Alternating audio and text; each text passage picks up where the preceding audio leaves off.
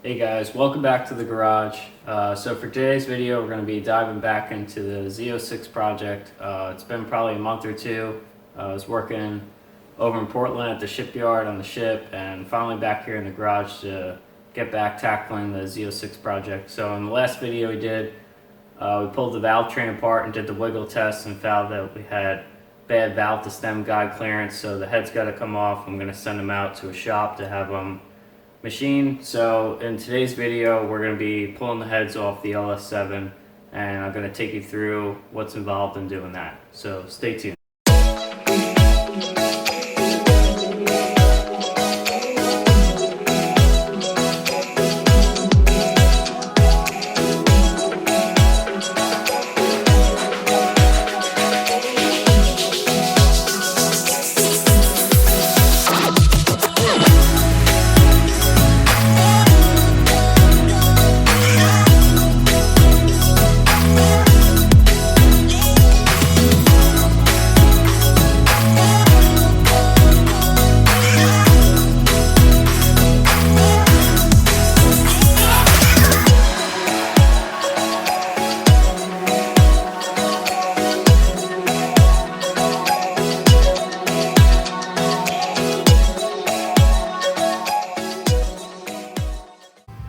Alright guys, so here's an update. Been working probably for about 20-30 minutes just disconnecting all the wire harness stuff and everything like that, making the preps to remove the intake manifold. So as you can see here, we got all the injector cables disconnected.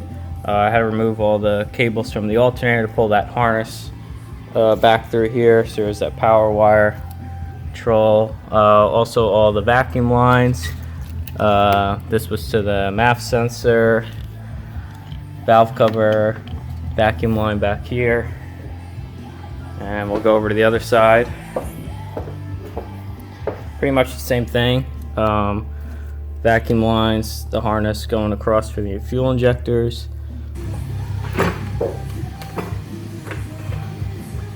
Alright, feels like I got a hose in the back here going to the manifold, so I'm gonna have to try and finagle this one off here.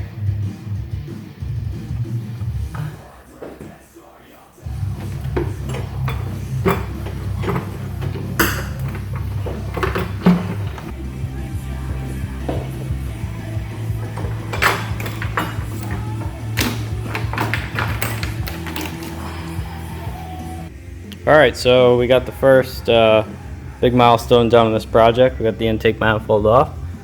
So you can see here the valley cover, the intake ports, and I kind of was able to just finagle the manifold out with leaving all the harnesses just laying on the side. And now I'm gonna remove the valve covers. I already have the rockers already removed from the last time I did the wiggle test. I never put them back in. I didn't see the point because I knew this was all coming apart. So I'll remove the valve covers, I'll pull all the push rods out.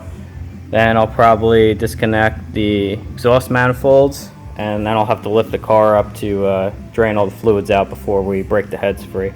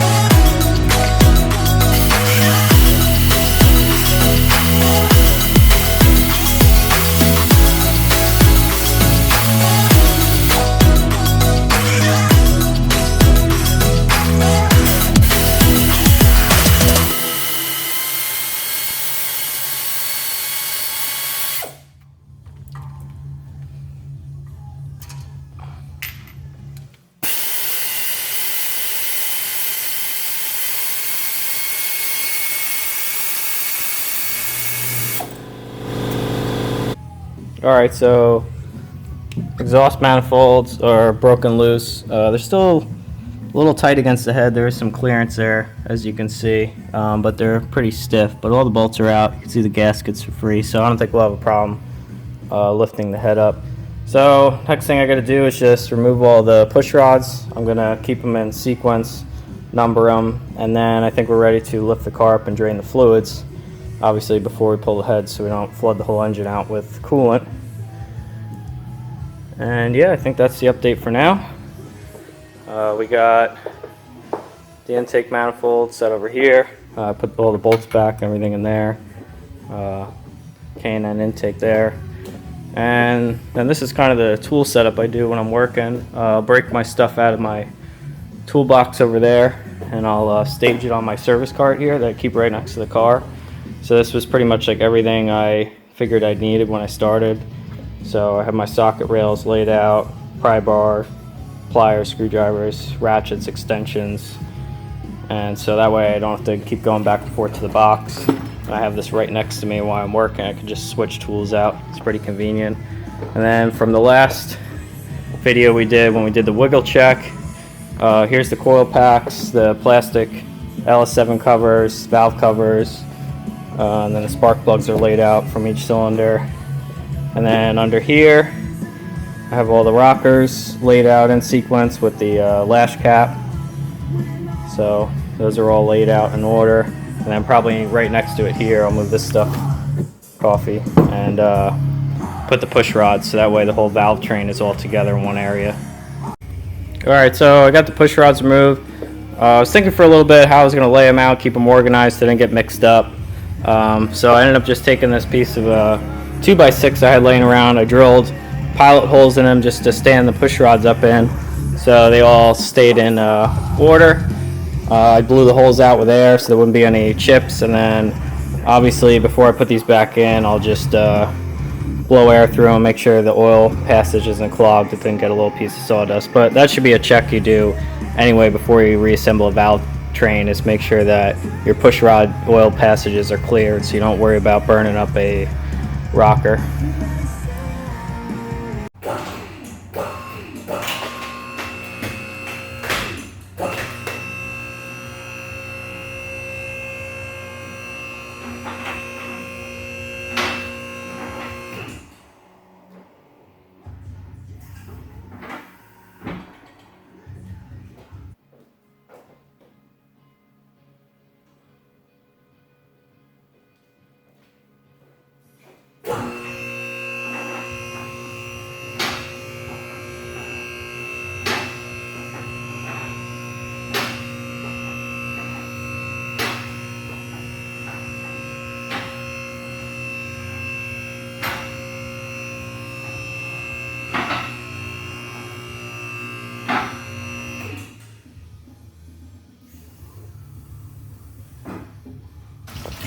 So I don't have one of those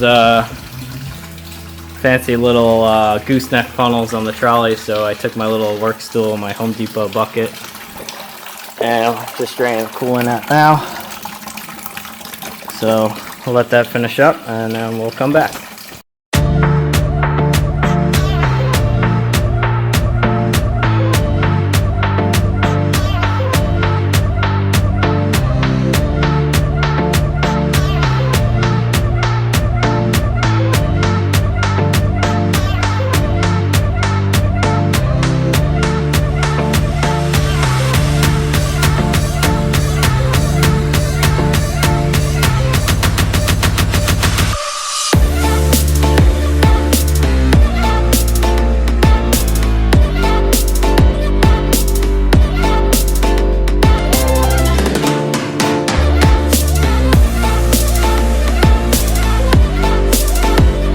Alright, so I just removed the bracket for the alternator and the power steering pump, and man, oh man, that was a challenge. See that bolt back down there? Basically had to come in front of the water pump at an offset and just work that out. Couldn't get the power steering reservoir off without breaking the line and then draining fluid all over the place. I wish I had a turkey baster or something, I would have sucked this out and then just removed this, but I want to leave it attached and just separate that here so then I can pull the head.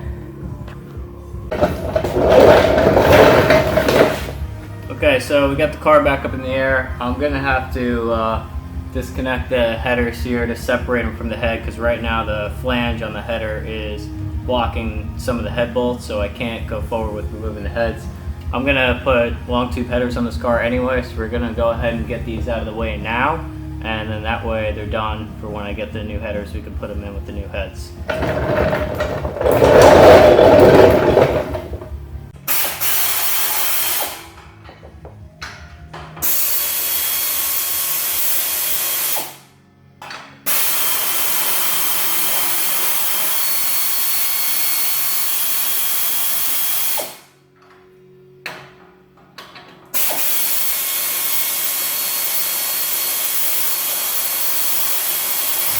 Alright, so that was next to impossible to do from under the car. So I'm going to attempt to disconnect the rear O2 sensor from the top here. Looks like it could get the little safety clip out and then disconnect the fitting. We'll see how that works. Okay, so I got my little cylinder head bolt removal sheet here from the tech manual, so it just has a sequence to follow when breaking the bolts free, so I guess we don't distort anything. So we're gonna go ahead and get that set up and start removing the cylinder heads now.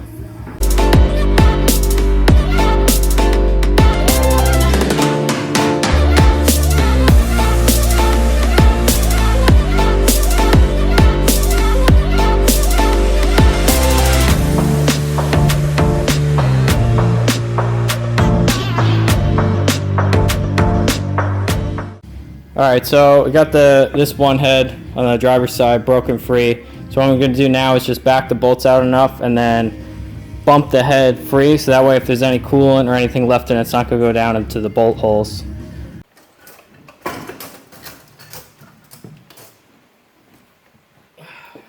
Alright, we got one head off. We're going to do a little cleanup, get the shop vac in there, suck out any water, and probably put a little oil just to coat the pistons and the cylinders while this lays open.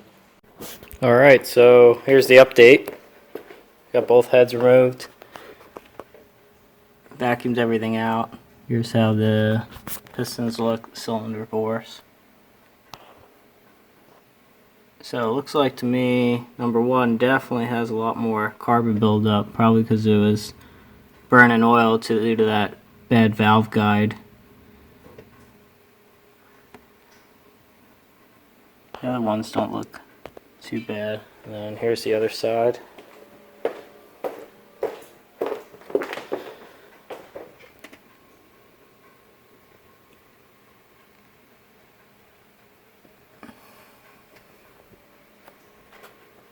And here's what the two heads look like. So this is the passenger side head. And here's the driver's side head.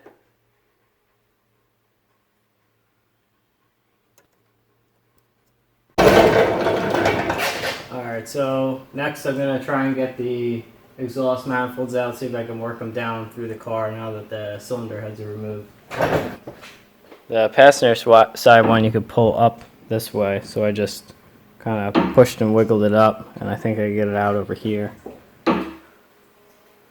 But the driver's side one looks like it's hitting the steering rack over here, so I'm going to have to play around with it a little bit, see which way it either comes out the top or the bottom.